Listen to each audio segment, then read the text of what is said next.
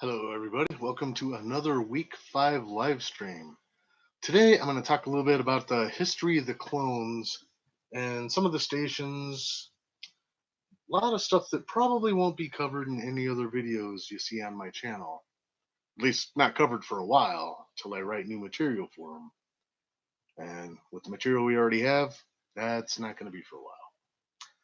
I'll start off with why in the storyline does nobody on Earth know about the existence of the clones and all the stations? Well, that was covered pretty early in the storyline and the writing. It was a super secret project to begin with, and only a very few people on Earth ever knew about it. And a few years back, within a single 24-hour period in the story, all three of these people suffered very strange freak accidents. I won't describe these accidents in any great detail other than mentioning that an octopus, metal chopsticks and lightning, and a very cute kitten next to an alligator infested pond may or may not have been involved. Really sad. Now, to answer a few other things about the stations, we don't really know all the details of how they came to be, but I will say that several of the earliest stations were built by a Korean heavy industrial company. They were the best bidder for what we were getting. In space, we're really not sure of many details beyond that, other than they did end up abandoning most of their equipment, including ships and robots, uh, food, lots of strange things. Still finding it to this day out there. Clone exploration missions are still running across stuff that was abandoned from the initial stations. Uh, what else? Once the initial stations were built, uh, the first resident, there was only one person who was sent up from Earth to populate the initial station, because later he would have been sent the genetic material that was needed to create all the other people that were supposed to man these stations. And the rest of that's covered in Origin of the Clones as to what happened, but yeah. If you haven't watched it, I really recommend you go at least watch that one. It will explain why all the stations are populated by nothing but clones. We refer to him as Bob in the clones video.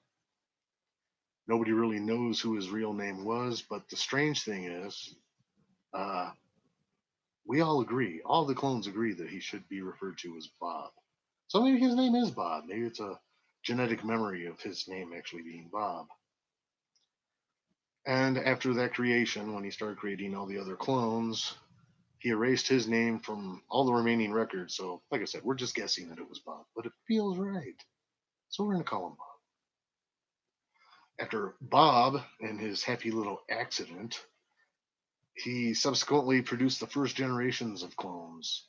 Uh, we assume that he left to avoid the consequences of the results of his accident.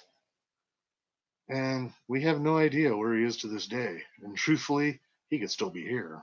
I mean, everyone looks the same. We're all clones. How would we be able to tell the difference if Bob was actually here or not?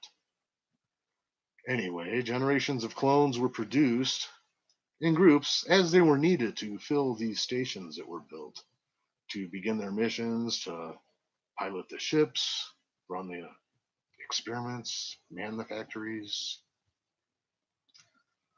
with occasionally now and then additional clones were created in smaller batches to replace, we'll call them losses. And, well, clones had just disappeared, which, as much technology as is involved in these stations, it's kind of weird that they would just up and disappear with no trace or no record, but it has happened many times. It's a far more common occurrence than you think it would be. Even the pilots you're already familiar with, for instance, Clone 21 and 22, they were replacement clones that were produced when the first generation pilots mysteriously disappeared during different missions. Of course, after 21 and 22 were created, the computer evaluated them for viability and immediately created their replacements. The 30 series pilots, you may have met one of them. You'll meet the rest in upcoming videos. But 21-22 managed to stay alive and beat whatever odds the testing computer figured out on them. So the 30 series clones were set out to work in a station out by Neptune.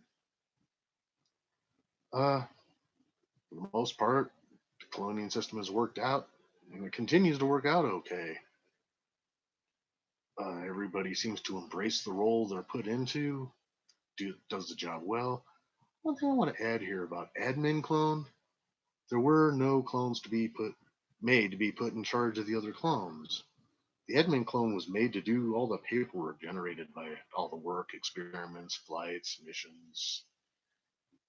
Basically, an enhanced lower grade secretary. Just handles paperwork. In no way was this supposed to be an in charge position, though lately it seems like he has taken charge of Station 9 at least. We will continue to monitor this situation and we'll act on it if it becomes necessary. There are other replacement clones that can be made if we need a new admin clone. And we really don't have any ranking or level here. We just all have our individual numbers. Right now, I'm acting in the capacity of unnamed clone in case admin does, in fact, try to do something about this off the records. Um, Question that's come up: how did we all survive this long out in space on just sandwich paste? Now, people, sandwich paste is good stuff. You should try it. Though some of the recent imports from Earth have been tasty, uh, don't underestimate the power of good sandwich paste. It's already raised generations of clones out here in space. So, the future. Where does the channel go from here? Well, there are great things in the works, and we will be introducing these things as the story continues to progress into the future. It'll be a mixture of episodes and moments and specials like this one. We do have a couple of features actually planned in the works, which will be longer lengths, possibly up to half an hour. What do we have here? Explanations. We're still in the very early steps of the beginning. There's no end in sight for this storyline at this point, and we don't want to write an ending at this point. We're just beginning this. We're only 14 true episodes in at this point. We have enough material and planned events and planned material to keep this going for a very long time. One thing I will stress the importance of is viewers. The single main thing that does keep me going is seeing. I'm not getting many subscriptions, but when I see a new subscription come across, that just keeps me going. That is the greatest thing in the world. I do have a main job, but it's great when you do something like this as a hobby and see people following it. Maybe ask a question. If you leave a comment, I guarantee you I will answer and respond to that comment, and it will be, if not immediately, within a day.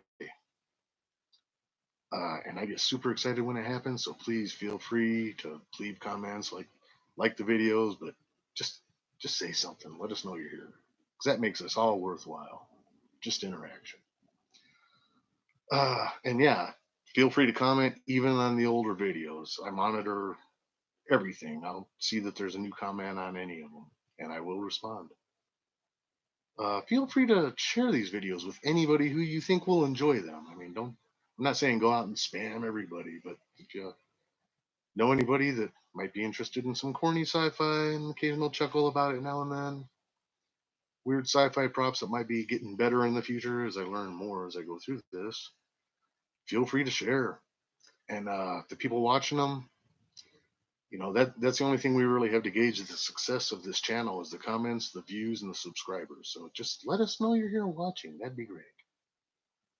Uh, and if you do like what you see, please feel free to hit the subscribe button. That's like I said, that's the great part of this thing is the interaction. I don't have much yet. I hope it continues to get more and more in the future. Anyway, I'll wrap things up for this week, but a heads up.